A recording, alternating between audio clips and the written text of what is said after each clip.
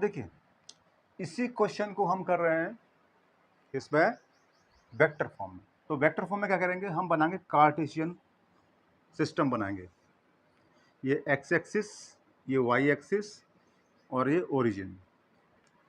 तो यहाँ पर क्या होता है, हमारे पास दो चार्जेस है, यानी कि जो हमने अभी लिया था यहाँ पर इस तरीके से, अभी Q1 Q2 ऐसे करके इन्हीं को उठा करके यहाँ पर रख देना। तो देखिए Q1 Q2, तो Q1 और Q2 इन दोनों का position vector with respect to origin क्या होगा, इसको बोल दीजिए वेक्टर R1 और इसको बोल दीजिए वेक्टर R2।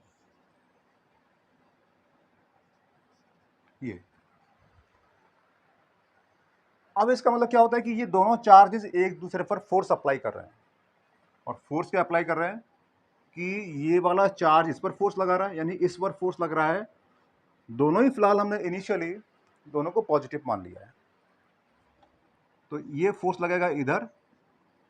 तो देखो F को हम नाम क्या देंगे, इधर भी फोर्स लग रहा है ना। पहले लाइन ज्वाइन कर दे, दोनों को ऐसे करके लाइन ज्वाइन कर दी, तो जो फोर्स लगेगा वो इन दोनों लाइन के अलोंग ही लगेगा, यानी कि बिल्कुल अपोजिट और इक्वल फोर्सेस होंगे, पर डायरेक्शन में अपोजिट होंगे। तो ये भी फोर्स है, दोनों ही इक्वल एंड अपोजिट है। तो नाम क्या रहेगा इन दो फोर्सेस का, कि देखिए ये फोर्स लग रहा है चार्ज 2 पर, तो 2 पहले आएगा, और कौन लगा रहा है, 1 लगा रहा है, तो 1 आएगा। वेक्टर क्वांटिटी होती है, इस वजह से हमने एरो लगा दिया ऊपर। ऐसे ही ये लग रहा है 1 पर, इस पर, और ये लगा रहा है, तो ये आ गया, और इस पर भी इस तरीके से आएगा। तो देखिए आप किसी को भी ले सकते हो, चाहे इसको ले लें चाहे इसको ले लें। अगर इसको लोगे तो डिस्प्लेसमेंट इसी की डायरेक्शन होना चाहिए। तो डिस्प्लेसमेंट कैसे लगेगा कि जो हमारे पोजीशन वेक्टर होते हैं, इसको इनिशियल इसको फाइनल, जब हम इसको निकाल रहे हैं तो ये हमारा फाइनल होगा, ये इनिशियल होगा। तो फाइनल में से इनिशियल को माइनस करेंगे तो क्या होता है टेल टेल वाले केस में, कि जहाँ से स्टार्ट करते हैं, जिसको माइनस करना होता है ना, जिस वेक्टर को माइनस करना होता है वहीं से एक स्टार्ट करके लाते हैं दूसरा वेक्टर, तो उसको बोलोगे R12, ये आ गया वेक्टर। यानी कि R12 की डायरेक्शन, यानी कि 1 से लेकर के 2 की तरफ डायरेक्शन है इसकी, ठीक है। तो ये फोर्स है, फोर्स वहीं लगता है जिस डायरेक्शन में जिस डिस्प्लेसमेंट का जो डायरेक्शन है। तो ये डिस्प्लेसमेंट है, और इस डिस्प्लेसमेंट का डायरेक्शन ये है, तो फोर्स भी इधर ही लगेगा, ठीक है। तो देखिए, तो इसको भी हम दो तरीके से समझ सकते हैं, जैसे कि अभी हमने कूलॉम्स लॉ को हमने समझा था इस तरीके से, F equal to small k Q1 Q2 upon R square. तो ये तो स्केलर फॉर्म था, लेकिन जैसे ही हम इसको, ये तो स्केलर फॉर्म हो गया, इन वेक्टर फॉर्म, इन वेक्टर फॉर्म।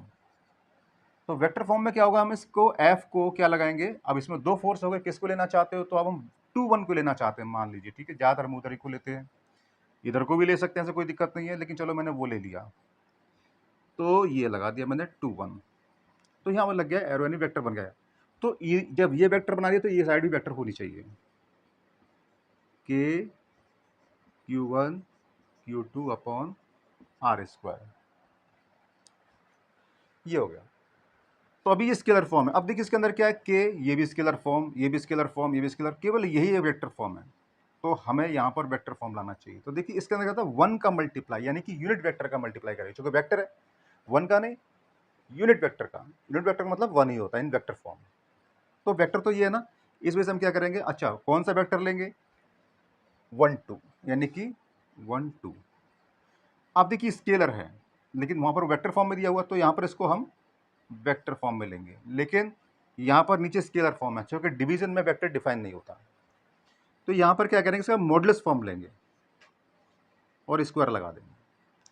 तो ठीक है, अभी भी स्केलर फॉर्म में पूरा, तो हम क्या करें, तो हम क्या करेंगे, यहाँ पर यूनिट वेक्टर फॉर्म इसका लेंगे, यानी कि R12 और ये कैप लगा दो, बस हो गया। तो ये हमारा वेक्टर फॉर्म में आ गया। और इसको आगे क्लियर करते हैं कि देखिए small k Q1 Q2 upon modulus of vector 1 2 का स्क्वायर, और इसको हम क्या लिख सकते हैं, vector r12 upon modulus of vector r12। ये तो ये यूनिट वेक्टर को हम ऐसे भी लिख सकते हैं। तो देखो ये दोनों सेम हो गए, तो यहाँ पर क्या जाएगा, k q1 q2 upon modulus of vector 1 2 का क्यूब, और ये हो जाएगा सिंपल वेक्टर 1 2, और ये फोर्स 2 1।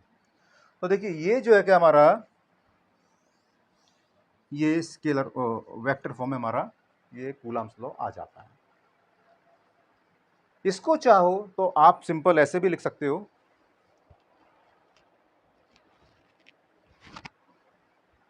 कि मतलब इसका दूसरा मेथड समझ लीजिए कि जैसे कि हमने स्केलर को समझा था उस तरीके से कर सकते हो। कैसे कि जो f होता है is directly proportional to q1 and q2, क्योंकि हमारे जो चार्जेस होते हैं वो हमारे स्केलर होते हैं। तो इस वजह से हमने यहाँ पर वेक्टर फोर्स को भी हमने स्केलर फॉर्म में लिया हुआ है। लेकिन ये दूसरा है वो डिस्टेंस पर डिपेंड करता है, मतलब डिस्प्लेसमेंट पर। तो अब यहाँ पर हम लोग क्या करेंगे, इसको इस तरीके से लेंगे, यानी कि 1 अपॉन मॉडुलस ऑफ वेक्टर 1 2 का स्क्वायर और यूनिट वेक्टर ऑफ 1 2 ये। तो नंबर 1 एंड नंबर 2। अभी ये स्टेटमेंट है combining these two statement.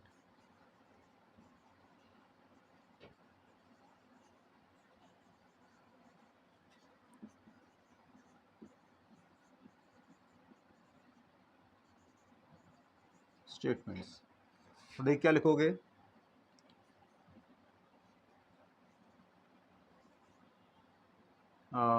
q1 q2 upon modulus of vector 1 2 का square into unit vector of 1 2। तो ये जो होता है हमारा, इसको आप इक्वल कर लीजिए, मैं यहां पर कर देता हूं इसको। तो यहां पर कांस्टेंट रख दीजिए और बाकी का सब पहले जैसा है ना।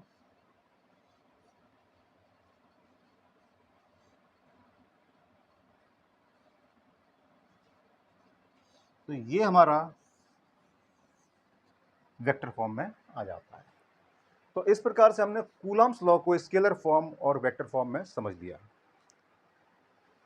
आप इसको पूरा नोट कर लीजिए, और फिर भी कोई चीज़ समझ में नहीं आती आप कमेंट्स में लिख सकते हो, मैं अगली बार उसको और क्लेरिफाई कर दूंगा। अगर आपको ये वीडियो अच्छा लगा तो इसको लाइक करिए, सब्सक्राइब करिए और शेयर करिए। धन्यवाद।